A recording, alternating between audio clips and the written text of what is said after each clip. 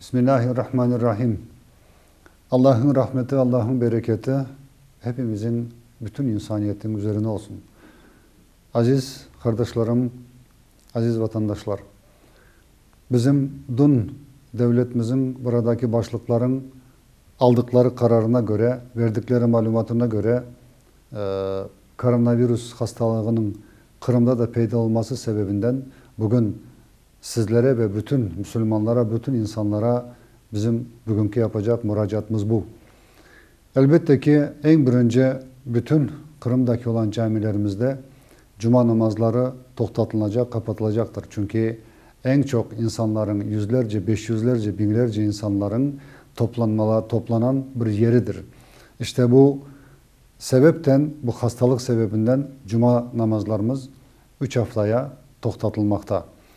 İkinci mesele, sizler elinizden geldiği kadar, imkan olduğu kadar evlerden çıkmamak, çıksa da gençlerimiz çıksınlar dükkanlara, pazara alacak, aşıyacak içeceklerini alsınlar.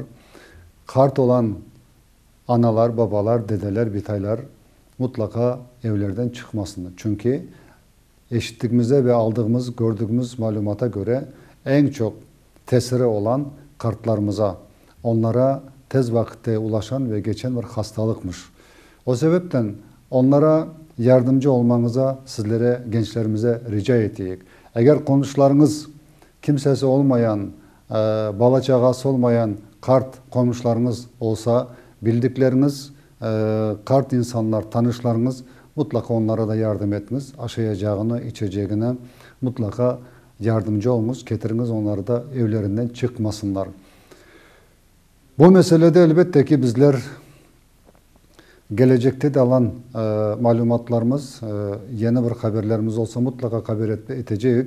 Hem de dualar, nikahlar, toylar, o toplu restoranlar, bunlara biraz toktatınız. Çünkü bu hastalık birbirinden geçen, bu safhalaşmalar durdurunuz birbirinizden. Bu elden geçen bir hastalık olması sebebinden çok balaban bir korkunç demeyeceğim ama biz tedbirli olmamız gerek. Bizler birbirimizin aramızda bir hafta, 2 hafta, 3 haftaya böyle bir karantin yapmak, birbirimize sık sık görüşmemek, bunda bir zorluğu yoktur, kıyınlığı yokturdur. Onun için birbirinize sahip çıkınız, bütün birbirinize yardım etiniz, bütün Kırım'daki yaşayan insanlarımıza Allah sağlık, selametlik versin, birlik beraberlikten ayırmasın. Sağ olunuz, var olunuz.